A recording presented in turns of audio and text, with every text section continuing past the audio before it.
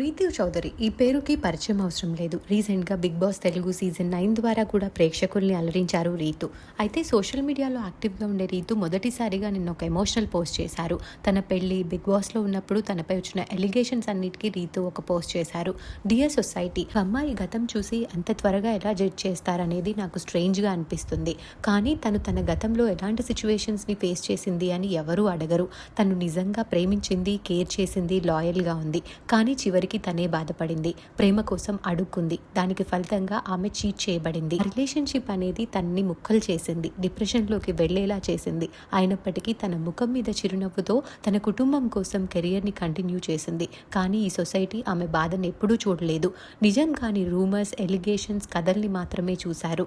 నిజం అనేది ఏంటి అనేది తెలియకుండానే ఆమె ఏంటనేది డిసైడ్ చేశారు. తను ఇన్నోసెంట్ అయితే ఎందుకు సైలెంట్గా ఉంది అంటారు.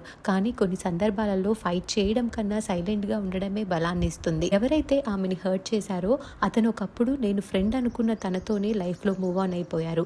దాన్ని మొత్తం చూసింది, ఫీల్ అయింది. కానీ సైలెంట్గానే ఉండాలి అనుకుంది. ఈ మధ్యలో ఫ్రెండ్షిప్ అనేది ఒక ఆయుధంగా మారింది.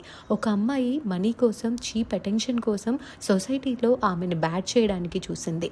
ఒక అమ్మాయి వేరే అమ్మాయి లైఫ్ని నాశనం చేయడానికి ఇంత దూరం వెళ్తారని నేను ఎప్పుడూ అనుకోలేదు. అయినప్పటికీ తను సైలెంట్గానే ఉంది. ఎందుకంటే తను వీక్ అని కాదు, దేవుడి మీద, కర్మ మీద నమ్మకంతో. ఈ ప్రపంచం అంతా వాళ్ళకి తెలిసిన దాంతో ఆమెను జడ్జ్ చేస్తూనే ఉన్నారు.